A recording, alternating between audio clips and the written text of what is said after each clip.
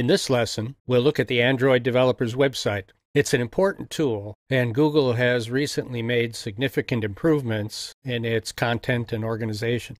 It's also very dynamic. Google is constantly adding new components. So let's take a look. This is the home page. You can get to it via the domain name developer.android.com or via the android.com website, which I'll bring up now. There's a link at the bottom of the home page to the developer's site. So clicking on that takes us to where we were. The website's divided into three major areas: design, develop, and distribute. The design area focuses on the user interface. This area is also referred to as the Android Design Guide. There's a lesson coming up on the design guide, so we'll leave a discussion of this part of the website for that lesson. Let's skip over for the moment to the distribute area. Now, this section focuses on how to publish your app to the Google Play Store and promote it to boost downloads and sales. There's a lesson coming up on distribution, so we'll leave this section until then. In this lesson, we'll focus on the develop section, which has four subsections: training, API guides, reference, and tools. Training provides instructions on how to use key elements of the Android system.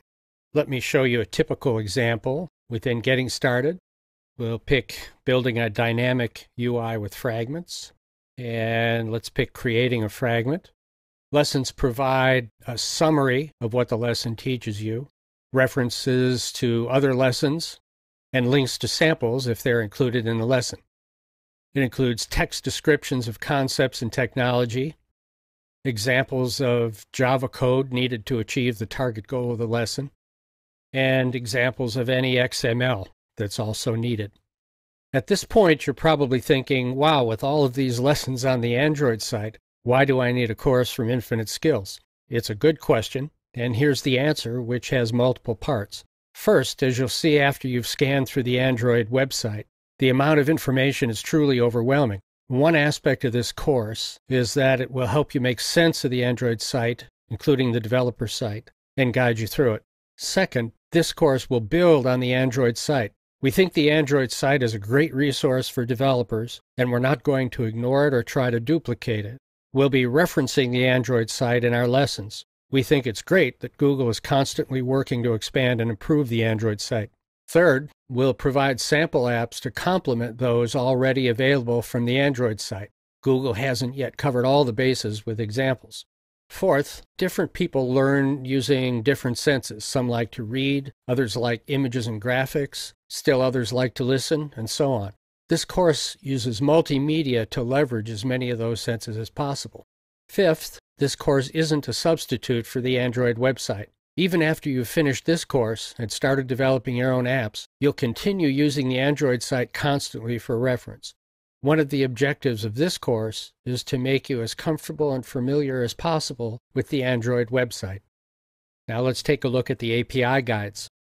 The API guides, or Application Programming Interface Guides, describe the functional building blocks for Android.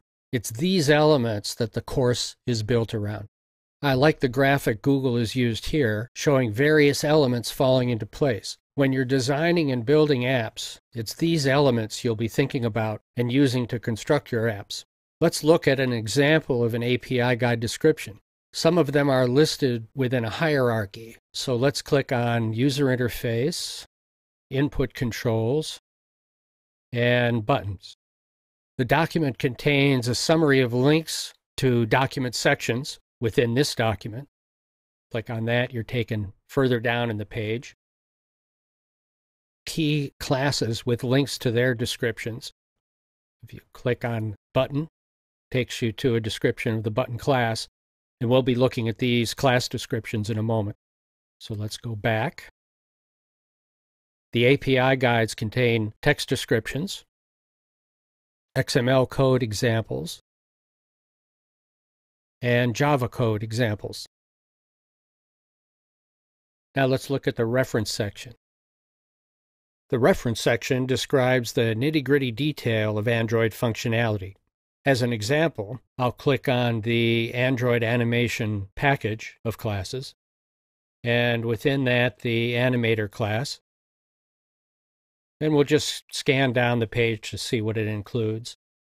It includes references to subclasses, a class overview, a summary of nested classes, including interfaces, public constructors, methods, and then details about constructors and methods. These descriptions don't tell you all the details of how a function is performed, but provide extreme detail on everything you need to know to use that function. One of the properties of object-oriented programming is encapsulation, where the code using a class and its methods is shielded from concerns of how the end result is accomplished. More about this later in our lessons on the Java programming language. Notice over on the left here is this drop-down for API levels. As you click on these levels, you'll notice packages and classes dropping out. So for example, this Android animation package wasn't available in API level 6. The API levels relate to Android releases. To see these relationships, click on API Guides, then come down here to the Android Manifest, scroll down to Uses SDK, and toward the bottom of this page, you see a list of the API levels and how they relate to platform versions and the version code names. The Tools section describes the tools you need to set up, develop, and debug your Android apps.